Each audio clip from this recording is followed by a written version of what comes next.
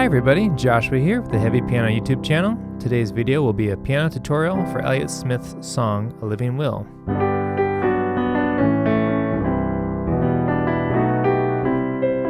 This will be based on my acoustic version, and there's also a Synthesia / MIDI version on the channel as well, if you find that helpful. So, I just do 3 videos. I do arrangement, and I put it on keyboard and on acoustic piano, and then I create a tutorial just to kind of help as many people as I possibly can to kind of learn these songs as well. So, let's get right into it. Let's talk about chords and melody, and then we'll kind of break down some of the rhythms and some of the ideas I'm using to create my own version. So, at the top we have a G major 7, melody coming down from the root on the G, A major, C, and then E minor, B, C. It's like an A9 because that melody's in the B, D, D7, back to our tonic here, G major 7, A,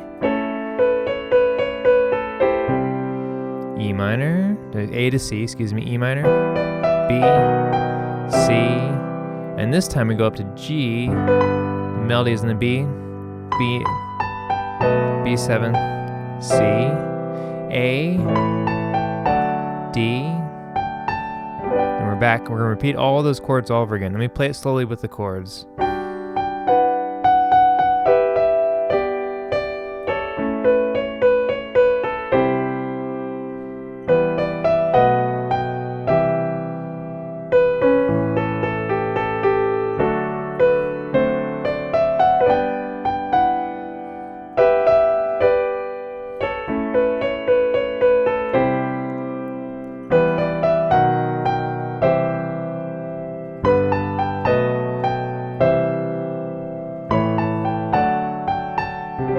Then we have this kind of like this B section, or you can think of it kind of as a bridge.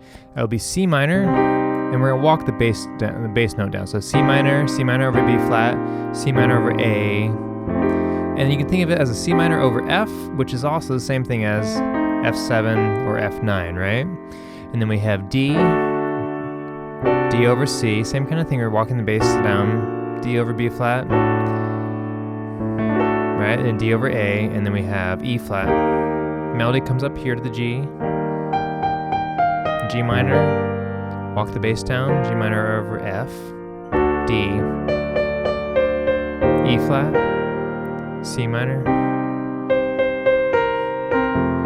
F, B flat, D7. And then when our solo starts, it's going to follow the same chords as the verse, but we're going to start with E minor. Then we come into the G major 7, A, C, E minor, B to C, G to B to C, A to D, and then we have a verse again, last verse.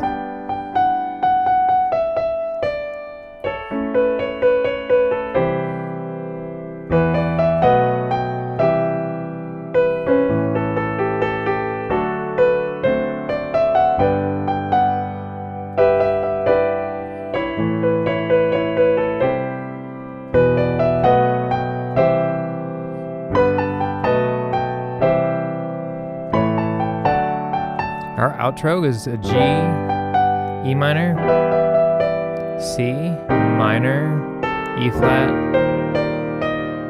to G. So it's cool progressions all around, and especially I like that bridge section that really changes it up. You know, as in his typical Elliott fashion, there's a lot of chord changes throughout, but they all integrate really well together, and it's one of the things that draws me to his music all the time, besides just the beautiful songwriting as well. But anyway, from a musical standpoint, it's very interesting.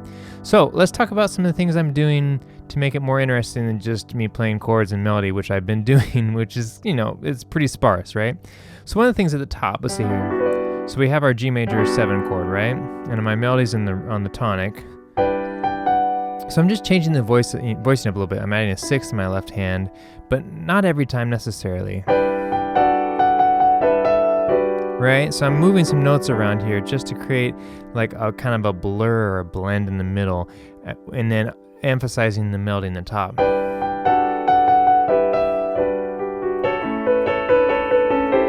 right? Same kind of thing, like doing like a suspended note in there, in between. Let's see here.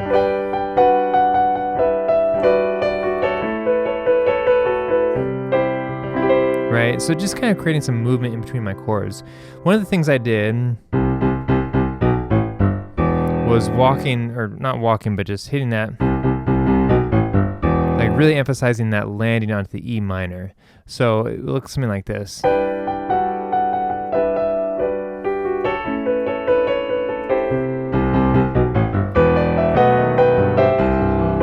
And so, you know, hitting the chord on the E minor, hitting the chord on the B, but then rolling out the C. So that using a harmony in my right hand, kind of like create a little bit of movement there. Let's see, let's pretend like I'm hitting onto the E minor.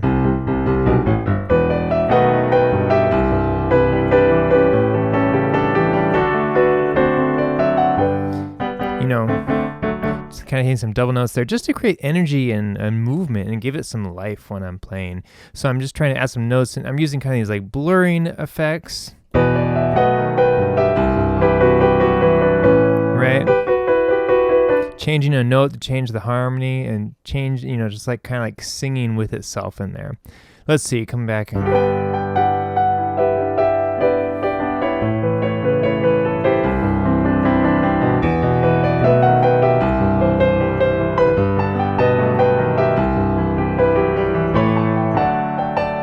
Think about the difference between hitting the chord with emphasis versus like rolling up, which is a couple of things I'm doing there to kind of like change the where the movement is and where the emphasis is. And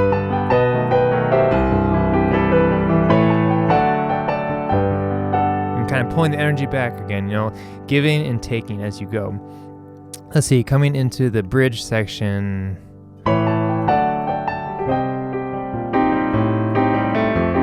Kind of doing this like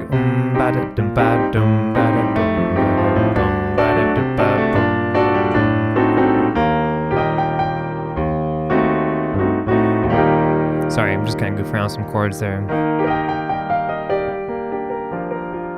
You know, kind of pulling back there for that section maybe on the piano. I kind of liked that sound a little bit better, going to the E flat.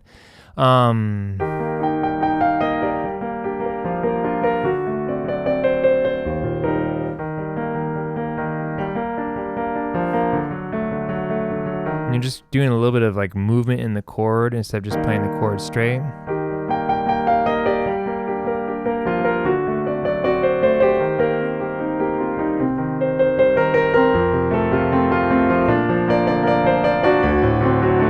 You know, so when I want to create more movement towards a downbeat or towards something, I'm getting a little bit lower in my notes, right?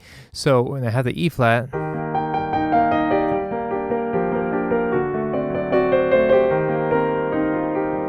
you know, and I'm slowly like moving lower.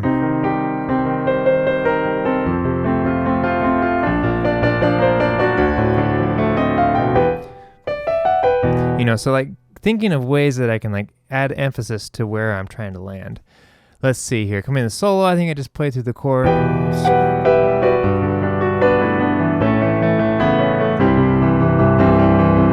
Again, the repeated notes are driving towards something, or driving towards a statement or a period, or, you know, like where am I going with this?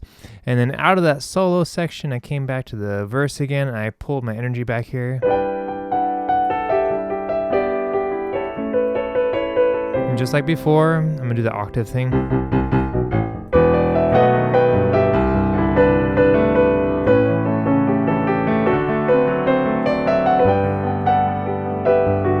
So think about, let's just take a listen to this together. So here's this sound.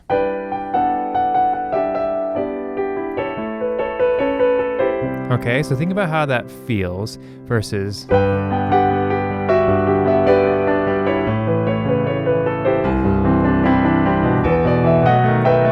Right? So like, I'm adding more notes, yes, but I'm going lower. I'm adding more movement.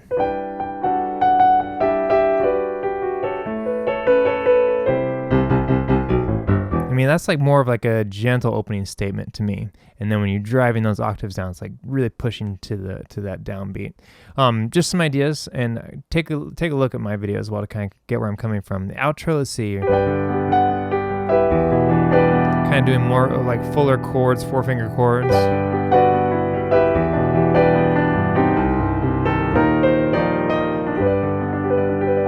And I think I kind of just like rolled up on that G chord. But those are some of the things I was thinking about when I was kind of improvising my own version. I have the chord chart available for patrons as well as MIDI. If you have any questions or comments, leave them below and I'll try to get back to you. I hope you found this helpful. I hope you enjoyed my versions of this song, and a big thank you to patron Christopher for requesting this song. I actually, I think I like knew about it, or maybe had heard it, but it was a nice refresher to go back and like really listen through and learn the chords and learn the song.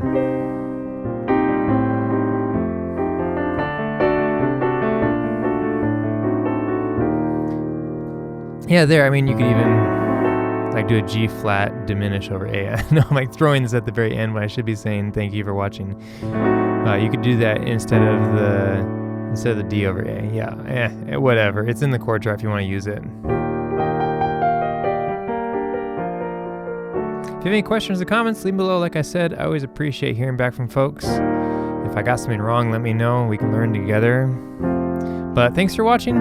Big thank you to my patrons on Patreon for your support. I really appreciate it. But thanks for watching, and I will catch you next time.